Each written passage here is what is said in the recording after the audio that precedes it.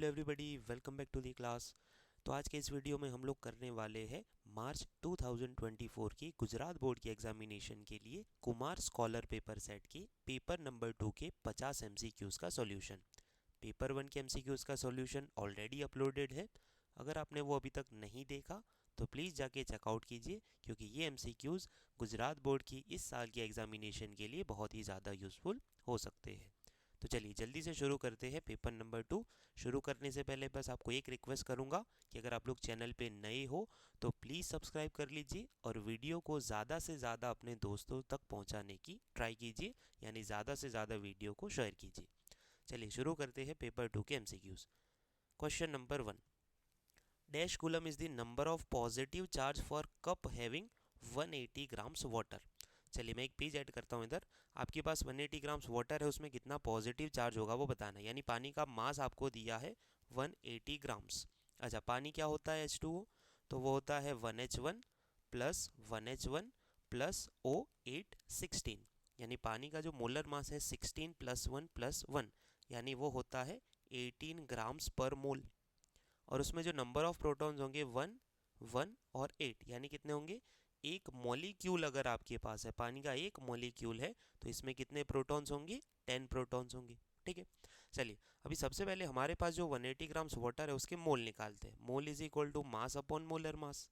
180 grams mass है, molar मास है 18, तो पानी के कितने मोल्स हो गए, 10 मोल्स वाटर है हमारे पास। अच्छा, अभी उसके अंदर नंबर ऑफ मॉलिक्यूल्स निकालते हैं हम लोग। नंबर ऑफ मॉलिक्यूल्स, तो हमें पता है कि एक मोल के अंदर एवोगैड्रो नंबर जितने, यानी Na मॉलिक्यूल्स होते हैं।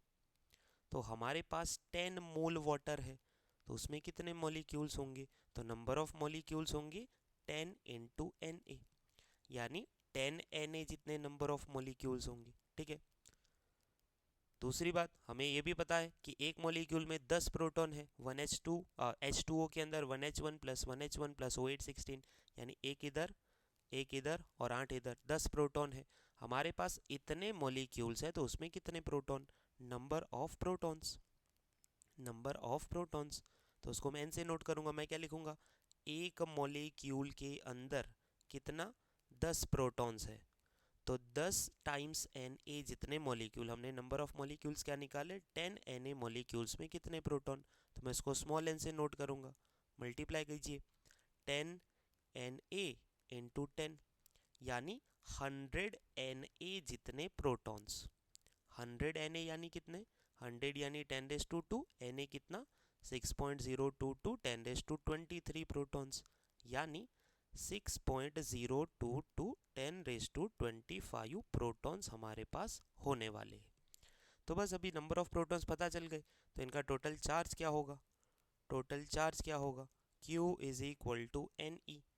कितने प्रोटॉन्स है, 6.022 10⁻25, और उनका चार्ज क्या है 1.6 इंटू 10⁻⁻19। अच्छा, ये दोनों को आप मल्टीप्लाई कीजिए, तो 6.022 इंटू 1.6, तो ये क्या आ रहा है 9.635, 25 माइनस 19 बनेगा 10⁻6, 9.635 10⁻6। अच्छा, 10⁻7 की फॉर्म में आंसर लाना है, तो अगर मैं इसको 0.963 कर लेता हूँ तो ये बन जाएगा 10⁻7, 0.963 10⁻7, ऑप्शन नंबर सी। ठीक है, चलिए number 2, electric force between electron and proton separated by a distance 1 millimetre. अच्छा, K² की फॉर्म में आंसर लेके आना है, तो चलिए क्या करेंगे, सिंपल, एक इलेक्ट्रॉन है एक प्रोटॉन है, दोनों के बीच का डिस्टेंस है 1 मिलीमीटर। तो फोर्स बताना है, F is equal to K, proton का प्लस E, इलेक्ट्रॉन का माइनस E, डिस्टेंस 1 मिलीमीटर यानी 10⁻³ का स्क्वायर। अच्छा, ये बन जाएगा -K², नीचे -6 होगा, ऊपर आके क्या बन जाएगा वो +6, -K² 10⁻6, -K² 10⁻6, option number B. ठीक है, चलिए third, which of the following physical quantity has a unit similar to electrical energy density. Energy density होती है एनर्जी पर वॉल्यूम, यानी वो होता है जूल पर मीटर क्यूब। अच्छा, जूल को हम लोग लिख सकते हैं न्यूटन मीटर, पता है सबको, W is equal to FD लिखते हैं ना हम लोग, W is equal to FD, W का होता है जूल, तो सामने बनता है न्यूटन मीटर। चलिए यहाँ से हम लोग क्या करें, 1 मीटर कैंसिल करें, क्यूब का होगा स्क्वायर, न्यूटन पर मीटर स्क्वायर क्या होता है, फोर्स अपॉन एरिया, जिसको क्या बोलते हैं, प्रेशर। ठीक है, चलिए 4, the electric potential at 2.03 millimetre and 0.4 millimetre in a region where electric field is 20 I caret, V A and V B. तो दोनों के बीच का रिलेशन देखो, बहुत ही बढ़िया क्वेश्चन है, ध्यान से समझो। कोऑर्डिनेट सिस्टम हम ड्रॉ कर लेते हैं। हमारे पास एक पॉइंट है 0.3, यानी इसका कोऑर्डिनेट्स क्या है, 0 और 3, और दूसरा है 0.4, यानी ये ए पॉइंट है, ये बी पॉइंट है, यहाँ का पोटेंशियल वी है, यहाँ का पोटेंशियल वी बी। आपका जो फील्ड है वो एक्स के अलोंग है, फील्ड आपका एक्स के अलोंग है, इस डायरेक्शन में आपका फील्ड है, फील्ड आपका एक्स के अलोंग है। तो आपको बताना है कि ए और बी का पोटेंशियल। देखो आपको एक फॉर्मूला पता है, E is equal to minus D V upon D X, यानी V decreases in the direction of field, in the direction of electric field. Field की डायरेक्शन में पोटेंशियल डिक्रीज होता है, यानी मान लो एक पॉइंट इधर हो और एक पॉइंट इधर हो, यानी ये वाला पॉइंट फील्ड में आगे की तरफ है, तो यहाँ पोटेंशियल कम होगा, यहाँ ज़्यादा होगा। पर ये जो ए और बी पॉइंट है, वो मान लो कि इधर फील्ड का सोर्स है, तो वो दोनों सेम डिस्टेंस पे है, यानी ना तो कोई पॉइंट आगे है ना तो कोई पॉइंट पीछे है। लाइन के अलोंग आप आगे जाओ तो पोटेंशियल कम होता है, पर ऐसे ऊपर जाने से पोटेंशियल कम नहीं होगा, दोनों का पोटेंशियल सेम होगा, V A is equal to V B. दोनों पॉइंट का पोटेंशियल सेम होगा, V A is equal to V B. ठीक है, चलिए number 5, if P is the polarisation for linear isotropic dielectric, E is the field susceptibility, chi का relation बताना। आपको एक फॉर्मूला पता है, P is equal to chi E, तो काई क्या होगा, P अपॉन E, जिसको ससेप्टिबिलिटी बोलते हैं। ठीक है, 6, polar molecules are molecules, option पढ़ते हैं हैविंग परमानेंट डाइपोल मोमेंट, पहला ही ऑप्शन सही आ गया। पोलर मॉलिक्यूल क्या होता है, जिनके पास परमानेंट डाइपोल मोमेंट हो। चलिए 7, a spherical conductor of radius 12 cm has a charge 1.6 10⁻⁻7 distributed uniformly on its surface, filled just outside यानी सरफेस पे आपको फील्ड बताना है। तो देखो सिंपल क्वेश्चन है, आपके पास अगर फिजिकल पेपर सेट की बुक अवेलेबल नहीं है तो आप अमेज़ॉन के लिंक से मंगवा सकते हो। मैं बुक लेके बैठा हूँ तो मैं क्वेश्चन वहाँ से देख के लिख रहा हूँ इधर। ठीक है, तो जैसे मेरे पास यहाँ पे चार्ज है, रेडियस है 12 सेंटीमीटर, चार्ज डिस्ट्रीब्यूटेड है यहाँ पे जस्ट आउटसाइड, सरफेस के ऊपर बताना है, यानी इलेक्ट्रिक फील्ड अंदर तो जीरो होता है पर बाहर और सरफेस के ऊपर होता है के क्यू अपॉन आर स्क्वायर। के की वैल्यू है 9 इंटू 10⁻⁹, चार्ज कितना है 1.6 इंटू 10⁻⁷, और 12 सेंटीमीटर यानी 0.12 का स्क्वायर। कैलकुलेशन करोगे आंसर आएगा 10⁵। ठीक है, तो आंसर आएगा इसका 10⁵। चलिए ये हो गया सी। चलिए number 8, which of the following physical quantity has unit metre square volt inverse second inverse, ये मोबिलिटी का यूनिट है, सबको पता होना चाहिए। ठीक है, चलिए number 9, potential difference between 2 points A and B is V B minus V is equal to dash. देखो इसका मैं आपको बढ़िया कंसेप्ट बताता हूँ, शॉर्ट ट्रिक बताता हूँ मैं आपको कैसे करना है। यहाँ पे बी पॉइंट है, यहाँ पे ऐसे बैटरी का नेगेटिव टर्मिनल पॉजिटिव टर्मिनल, यहाँ पे रेजिस्टर लगा है, और यहाँ पे आपका ए पॉइंट है, ऐसे करंट जा रहा है बी से ए की तरफ। तो देखो करना क्या है, जहाँ से करंट निकले उसको मान लो इनिशियल पॉइंट, जहाँ पे जाए उसको मान लो फाइनल पॉइंट। इनिशियल का पोटेंशियल वी बी, फाइनल का potential V A. Short trick ये है कि आपको लिखना है फाइनल का potential is equal to initial का पोटेंशियल, और यहाँ पे जो जगह छोड़ी है वहाँ पे आपको इनिशियल से फाइनल की तरफ आगे बढ़ते हुए किरचॉफ का इक्वेशन लगाना है। आप बी से निकले हो, पहले बैटरी का नेगेटिव टर्मिनल आ रहा है, नेगेटिव टर्मिनल आ रहा है, बैटरी का वोल्टेज वी है तो यहाँ लगाओ माइनस वी। अभी आप आगे जा रहे हो, आई जितना करंट आर रजिस्टर में फ्लो हो रहा है, आप आगे जा रहे हो, करंट भी आगे जा रहा है, करंट की डायरेक्शन में प्लस आई आर। बस अभी आपको निकालना है वी बी माइनस वी है, तो इस side minus V plus I R बच रहा है, मैं इसको लिख देता हूँ आई आर माइनस वी। ये मेरा हो जाएगा final answer, I R minus V, option number A. ठीक है, चलिए number 10, consider a current carrying wire current I in a shape of circle, circular shape में एक वायर है जिसमें आई जितना करंट कैरी हो रहा है। उसके बाद note that the current progresses along the wire the direction of J, current density जिसको बोलते हैं ना वो एक वेक्टर है, direction of J changes in the exact manner, direction of current density change होती है, while the current remains unaffected the agent that essentially responsible. देखो current density J is equal to एक फॉर्मूला होता है sigma ई, यानी electric field vector है इसीलिए जे क्या है, वेक्टर है। तो इसका मतलब अगर करंट डेंसिटी की डायरेक्शन ऑफ जे चेंज हो रही है तो वो रीजन उसका होगा इलेक्ट्रिक फील्ड चेंज हो रहा है। तो रीजन क्या है? The agent responsible for this, तो आंसर आएगा electric field produced by charges accumulated on the surface. जो फील्ड जनरेट हुआ है उसकी वजह से उसके अंदर चेंज आने से करंट डेंसिटी की डायरेक्शन चेंज होगी। 11 give the SI unit of conductivity. देखो रेजिस्टिविटी का क्या होता है? Ohm into metre. कंडक्टिविटी क्या होगा? Siemens metre inverse. 12 a straight wire of mass 200 gram length 1.5 meter carries a current 2 ampere. Suspend it in the air by uniform field, value of required magnetic field dash। देखो क्या होगा, यहाँ पे एक page add कर रहा हूँ मैं। एक 200 ग्राम का वायर है, उसको उसका जो वेट है mg वो नीचे पुल कर रहा है। अगर इसको हवा में लटका के रखना है तो मैग्नेटिक फोर्स लगना चाहिए ऊपर, जिसका फॉर्मूला होना चाहिए ILB। तो यहाँ पे आंसर आएगा कि जो ILB मैग्नेटिक फोर्स है वो उसके वेट mg के बराबर होना चाहिए। तो B इज इक्वल टू क्या होगा? mg upon IL। अच्छा, मास 200 ग्राम यानी 0.2, जी क्या है आपका 9.8, करंट क्या है 2 एम्पियर और लेंथ क्या है 1.5। तो अगर इसका सॉल्यूशन लाओगे आंसर आएगा 0.65, ऑप्शन नंबर सी। ठीक है, चलिए next. Number 13, parallel currents dash. Parallel currents attract, anti parallel currents repel. Attract and repel. चलिए 14, a solenoid has a core of material with relative permeability 400, relative permeability mu R. Winding of the solenoid are insulated from the core and carry a current of 1 ampere. Current क्या है 1 ampere. Number of turns is 1000 per metre, small N दे दिया। Field, तो देखो आपको यहाँ पे वो magnetic field वाला फॉर्मूला लगाना है। B is equal to mu zero mu R N I. Mu zero होता है 4 पाई 10⁻⁻⁷, म्यू आर आपको कितना दिया 400, तो मैं इसको लिख देता हूँ 4 10⁻²। नंबर ऑफ टर्न्स 1000 10⁻³ और करंट कितना 1।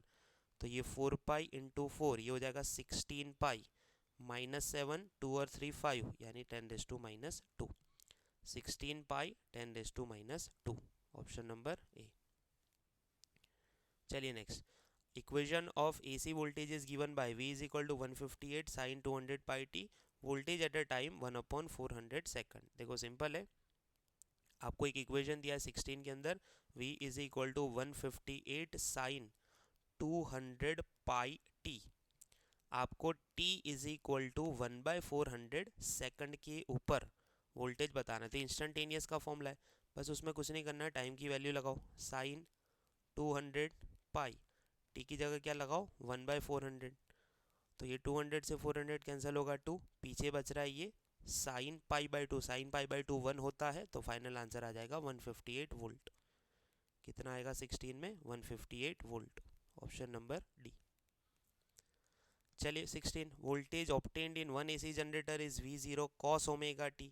V0 is 10, frequency is 50, 1/600 second पे वोल्टेज बताना है, तो वापस वैसा ही।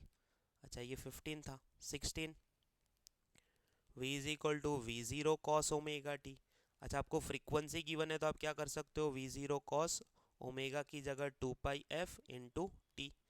अच्छा V0 की वैल्यू 10 बोला, cos 2 पाई, फ्रीक्वेंसी बोला 50 और टाइम कितना बोला 1/600। चलिए कैंसिल करते, क्या कैंसिल हो रहा है 50 इंटू 2 100 से 600 को करो 6 बचेगा, ये बच रहा है पूरा cos π/6। cos π/6 यानी cos 30, cos 30 होता है √3/2, 10 इंटू √3/2, तो आंसर आएगा 5√3 वोल्ट। कितना आंसर आएगा 5√3, 16 सॉरी।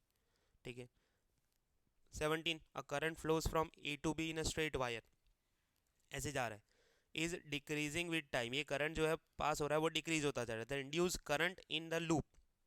अच्छा जैसे ही ये करंट पास हो रहा है तो इसकी वजह से आप क्या करो, राइट हैंड थंब को इधर प्लेस करो, फिंगर्स को कर्ल करो, तो जो फिंगर्स कर्ल होगी नीचे से ऐसे अंदर की तरफ, यानी फील्ड अंदर जाएगा, और ऊपर से जो फील्ड निकल रहा होगा वो ऐसे बाहर की तरफ। फिंगर्स को थंब को कहाँ प्लेस करो, करंट की डायरेक्शन में, तो यहाँ से डॉट डॉट ऊपर बनेगा, नीचे क्रॉस, मतलब ऊपर से फील्ड बाहर आ रहा है, यानी ये लूप में जो अभी फ्लक्स की डायरेक्शन है वो बाहर है।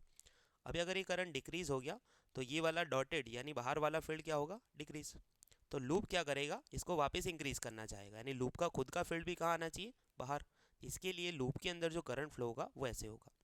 ऐसे क्यों होगा, क्योंकि लूप का खुद का फील्ड भी बाहर आना चाहिए, यानी करंट डिक्रीज होने से जो बाहर वाला फील्ड डिक्रीज हुआ था वो वापस इंक्रीज करेगा। फ्लक्स के चेंज को अपोज करने का मतलब ये करंट डिक्रीज हुआ तो इसके अंदर जो ग्रीन वाला डॉट फील्ड है वो कम होने लगेगा। उसको बढ़ाने के लिए इसमें क्या होगा कि ऐसे डायरेक्शन में करंट फ्लो होगा ताकि वो फ्लक्स जो डिक्रीज हुआ था वो वापस इंक्रीज हो जाए। तो आप क्या करो, राइट हैंड के फिंगर्स को घुमाओ, थंब आपको बाहर मिलेगा, यानी जो रेड वाला फील्ड है लूप की वजह से भी बाहर ही आना चाहिए क्योंकि वो डिक्रीज होने वाला था।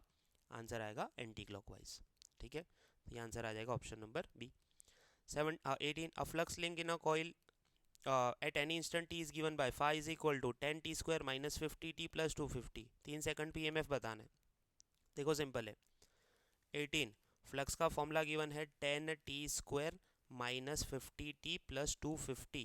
t is equal to 3 second पे EMF बताओ। e is equal to formula होता है minus D phi upon D T, number of turn 1 है, minus D phi by D T करो, 10 t स्क्वायर का हो जाएगा 20 t, differentiation power multiply power minus 1, minus 50 t का क्या होगा माइनस 50 और 250 तो कांस्टेंट है। 3 सेकंड पे बताना है, 20 इंटू 3 माइनस 50 तो हो जाएगा 60 माइनस 50 तो बचेगा 10। आंसर आ जाएगा माइनस 10 वोल्ट। कितना आंसर आएगा minus 10 volt, option number D. चलिए 19 when N pole of a bar magnet is pointing towards the coil is moving away from the coil the end of the coil towards the bar magnet. देखो simple है, ये coil है, ये आपका magnet है, magnet का N pole coil की तरफ है और ये दूर जा रहा है। अभी दूर जा रहा है तो मैग्नेट क्या करेगा, इसको अपोज करना चाहेगा, मतलब वापस खींच के लाना चाहेगा, तो ये एस बन जाएगा। नॉर्थ दूर जा रहा है तो खींच के लाने के लिए एस बन जाएगा। अगर मान लो नॉर्थ पास आ रहा होता तो दूर भगाने के लिए ये भी क्या बन जाता, एन बन जाता, पर ये केस में क्या बनेगा, वो एस बनेगा। ठीक है, तो आंसर आएगा आपका ऑप्शन नंबर ए। चलिए 20 an inductor of reactance 1 ohm, resistor 2 ohm, XL है आपका 1, आर है आपका 2, टर्मिनल वोल्टेज 6 वोल्ट का आपको आरएमएस एसी सोर्स दिया, पावर डिसिपेटेड। देखो सिंपल है, यहाँ पे मैं करता हूँ, एक्सएल आपको दिया 1, आर आपको दिया 2, वोल्टेज आपको दिया 6, आपको बताना है पावर डिसिपेटेड। देखो पावर डिसिपेटेड का फॉर्मूला क्या होता है, P is equal to I square R. I square की जगह लिखेंगे V square upon Z square, I is equal to V upon Z होता है, स्क्वायर होता है V square upon Z square. तो उसके लिए आपको पहले जेड निकालना पड़ेगा, तो जेड का फॉर्मूला क्या होता है, under root R square plus XC minus XL हो सकता था पर यहाँ एक्सएल ही है, आर स्क्वायर यानी 2 का स्क्वायर 4 और एक्सएल 1 का स्क्वायर 1, तो ये हो जाएगा रूट 5, जेड की वैल्यू है रूट 5, वी स्क्वायर होगा 6 का स्क्वायर, जेड का स्क्वायर यानी रूट 5 का स्क्वायर और आर की वैल्यू है 2, 6 का 36, 2 का 2, रूट 5 का 5, 72 डिवाइड बाई 5, आंसर आएगा 14.4। Simple, power dissipated I square R, I is equal to होता है वी अपॉन जेड, तो आई स्क्वायर होगा V square upon Z square, तो आंसर आएगा 14.4, ऑप्शन नंबर सी। चलिए next, an alternating current generator has an internal resistance R G, internal reactance X G. Generator का internal resistance है R G, internal reactance है X G. It is use to supply power to passive load consisting of resistance R G and reactance XL. Load का reactance XL है। For maximum power to be delivered from the generator to load the value of XL is equal to, simple याद रखो, maximum power के लिए XL plus X G is equal to 0 होना चाहिए। तो XL is equal to क्या होगा, minus X G, X G उधर जाएगा, क्या आंसर आएगा minus X G. 22 inductive reactance of inductor XL is equal to L omega, option number D. उसके बाद the LCR circuit L is equal to 20, C is equal to 32, R is equal to 10, dash is the value of Q. Q आपके syllabus में नहीं है, वो पुराने syllabus का था। ठीक है, 24 what is which one of the following is frequency of A M band. A M band की frequency chapter number 8 amplitude modulated band जिसको बोलते हैं, आंसर आएगा 530 किलो हर्ट्ज से 1710 kilo hertz. Which of the following electromagnetic wave is the minimum wavelength, gamma की wavelength सबसे minimum, radio की सबसे मैक्सिमम। 26 ABCD आपको दिए है, असर्शन रीजन वाला क्वेश्चन है, तो 2 ए और बी असर्शन पढ़ते हैं, रीजन पढ़ते हैं। If objective and eyepiece of the compound microscope are interchange then it becomes telescope.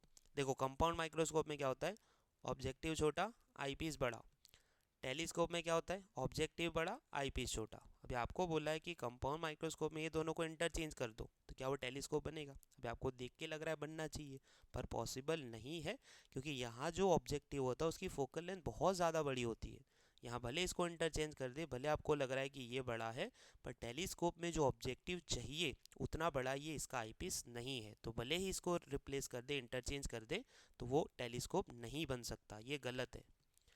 Focal length of objective of telescope is small, telescope में ऑब्जेक्टिव की फोकल लेंथ स्मॉल, ये गलत है। तो दोनों क्या है, गलत है, both are false, option number D. ठीक है, चलिए next. Two thin lenses, focal length f1 and f2 are combined on same axis. The power of combination, देखो focal length equivalent का फॉर्मूला होता है 1/f equivalent 1/f1 plus 1/f2। 1/f equivalent को ही क्या बोलते हैं, p equivalent। वो किसके बराबर होगा, तो सामने क्रॉस मल्टीप्लाई कीजिए, f1 plus f2, नीचे क्या होगा f1 f2, option number D. ठीक है, ये वाला। चले, what changes during the polarisation, polarisation में इंटेंसिटी चेंज होती है, पहले पोलरॉइड में से हाफ हो जाती है, वो सब पढ़ा था हमने। What will be the angle of first order maxima obtain by Fraunhofer, ये हमारे लिए नहीं है, Fraunhofer. 30, in Young's double slit experiment the with of the source slit is increase, with बढ़ाएंगे तो पैटर्न की शार्पनेस कम होगी, fringe pattern gets less and less sharp. तो देखो एक ऑप्शन आप यहाँ पे देख के समझ पाओगे, fringe pattern gets more and more sharp, fringe pattern gets less and less sharp. तो दोनों में से एक आने वाला है, कौन सा आएगा, शार्पनेस कम होगी, विथ बढ़ाएंगे तो शार्पनेस कम होगी। The intensity of incident unpolarise light on polaroid is I1, unpolarise की I1 है, and the intensity of emergent polarise light is I2, polarise जो निकलेगा I2 है। रिलेशन क्या है, सिंपल, ये पोलरॉइड यहाँ I1 है, यहाँ I2 है, तो ये I2 क्या होगी, I1 डिवाइड बाई 2 आदि, तो I1 क्या लिख सकते हैं, 2I2। ठीक है, चलिए 32, a beam of light consisting wavelength of 650 nanometre, lambda दिया, used to obtain interference fringes in Young's double slit experiment, find the distance of third bright, third bright का डिस्टेंस बताना है। चलो मैं यहाँ पे एक पेज ऐड करता हूँ, कोई भी nth ब्राइट फ्रिंज का फॉर्मूला है n lambda d upon d, यहाँ पे क्वेश्चन में वैल्यूज मिसिंग है, थर्ड का बोला है 650 नैनोमीटर, पर यहाँ पे d और स्मॉल d की वैल्यू नहीं गिवन है, तो ये क्वेश्चन में वैल्यूज नहीं है पूरी, तो ये शायद एक्सरसाइज का क्वेश्चन है, आप लोग चेक करना आंसर कौन सा आ रहा है, तो वैल्यूज d और d की देनी पड़ेगी तभी आंसर आएगा। 34, wavelength of an electron, electron की वेवलेंथ, अभी इलेक्ट्रॉन पार्टिकल है पर उसका wave nature de Broglie wavelength वाला लगाना पड़ेगा, 10 किलो इलेक्ट्रॉन वोल्ट उसकी एनर्जी है, वेवलेंथ बताओ। देखो बढ़िया क्वेश्चन है, ध्यान से देखो, lambda is equal to H upon P है, हम लोग एनर्जी गिवन है तो क्या लगा सकते हैं, √2m_k। अच्छा मैं अभी एच को एच रहने देता हूँ, जब जरूरत पड़ेगी तो वैल्यू रखता हूँ। √2 मास ऑफ इलेक्ट्रॉन 9.1 10⁻31, के एनर्जी 10 किलो का मतलब 10⁻3, और इलेक्ट्रॉन वोल्ट कितना, इलेक्ट्रॉन वोल्ट कितना 1.6 10⁻19। तो क्या क्या समझ आया, 2m ये हो गया, और 10 किलो इलेक्ट्रॉन वोल्ट, ये 10 ये किलो और ये इलेक्ट्रॉन वोल्ट। तो देखो यहाँ पे सबसे पहले आपको नीचे रूट निकालना है, तो पावर इवन में करनी पड़ेगी, तो ये पावर देख लेते पहले, -19 -31, ये -50 हो गया, और ये 1 + 3 -50 + 4, तो ये नीचे हो जाएगी -46 पावर। तो देखो एच को अभी मैं रहने देता हूँ, वैल्यू जरूरत पड़ेगी तो लिखता हूँ, 10⁻⁻46 हो गया। अच्छा बाकी वैल्यूज़ को मैं मल्टीप्लाई करता हूँ, बाकी वैल्यूज़ क्या है, 2 × 2 × 9.1 × 1.6, तो ये आंसर आ रहा है 29.12। अभी रूट निकालेंगे, चलो अभी मैं वैल्यू लिखता हूँ, 6.626 10⁻34, नीचे इसका रूट अगर मैं निकालूंगा तो ये आंसर आ रहा है 5.396, -46 का रूट हो जाएगा -23।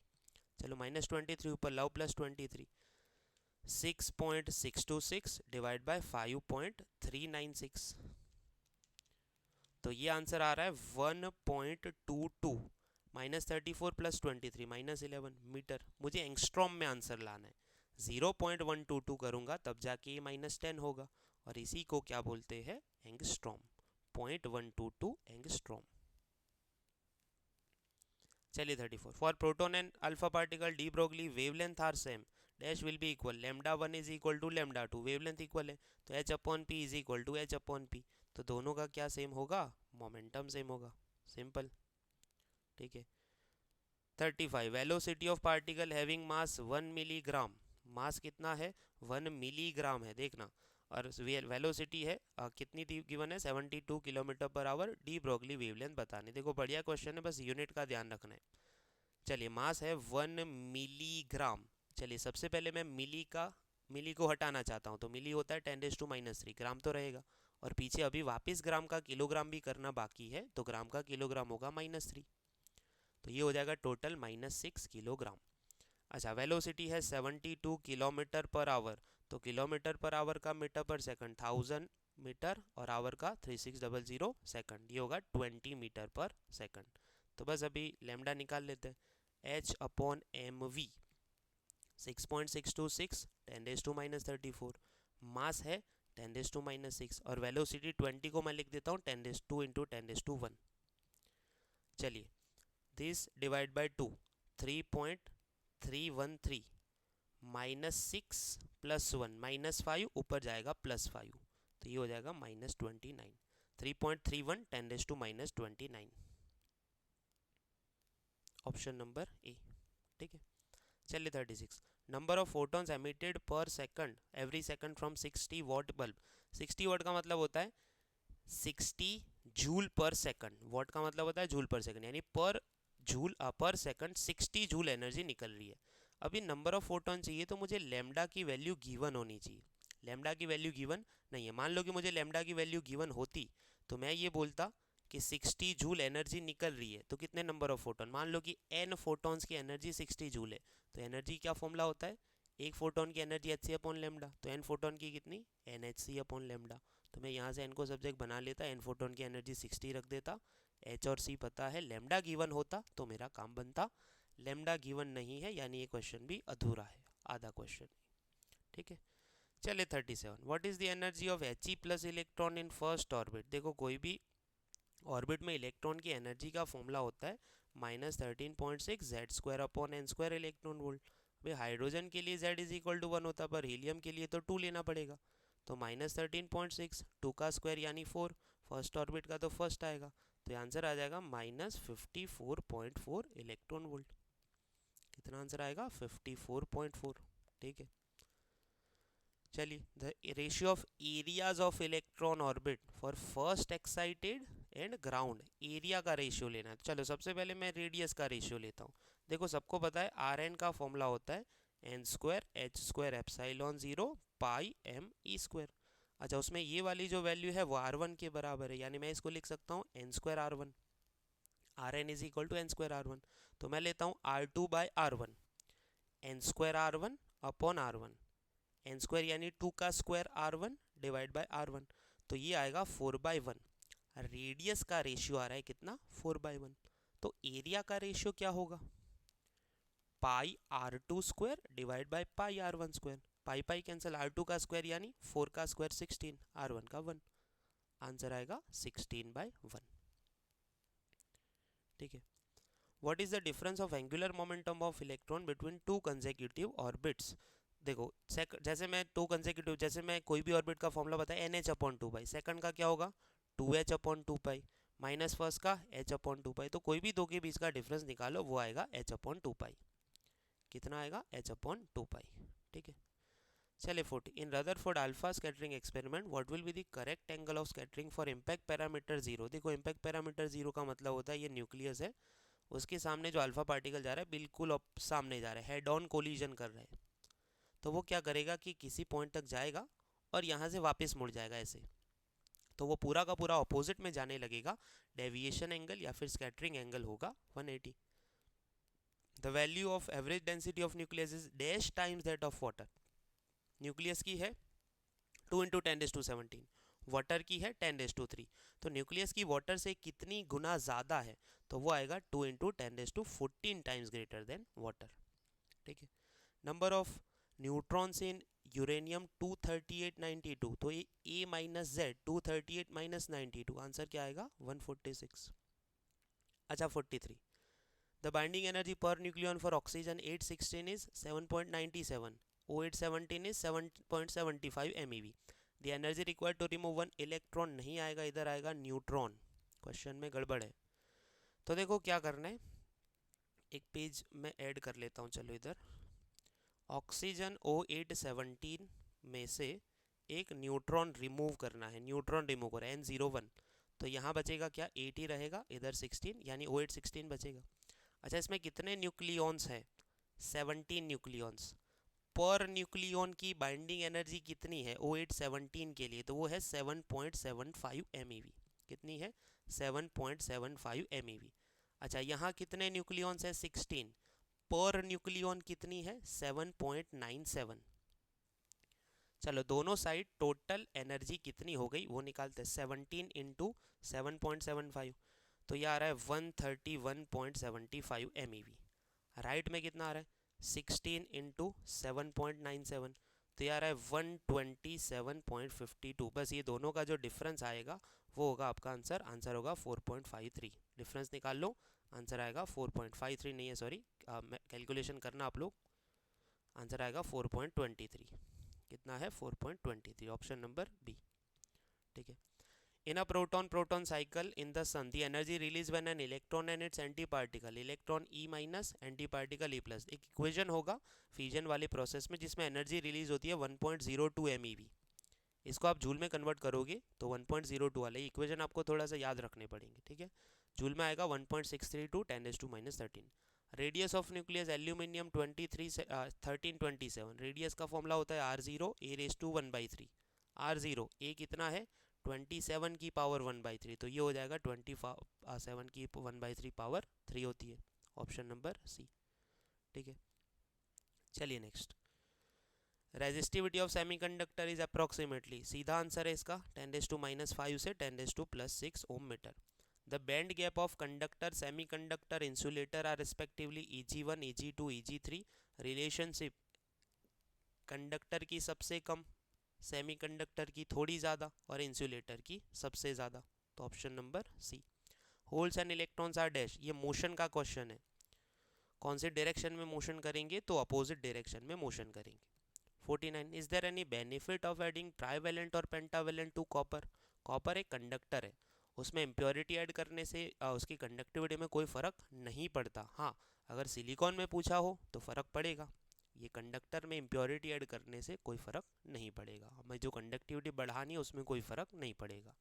इन PN junction, depletion barrier near the junction is due to, देखो जंक्शन के पास जो डेप्लीशन बैरियर होता है वो दोनों साइड के इमोबिल चार्जेस की वजह से होता है, यानी दोनों साइड के पोटेंशियल डिफरेंस की वजह से होता है। तो आई होप कि आपको अच्छे से समझ में आए हैं। 50 MCQs हमने पेपर 2 के ख़त्म कर लिए, पेपर 1 ऑलरेडी अपलोडेड है, यानी 1 और 2 दोनों हमारे 100 टोटल MCQs हो गए। वीडियो अच्छा लगा हो प्लीज़ दोस्तों के साथ शेयर कीजिए और कमेंट ज़रूर कीजिएगा कि आपको कैसा लगा। चैनल पे नए हो तो प्लीज़ सब्सक्राइब कीजिए। Thank you very much.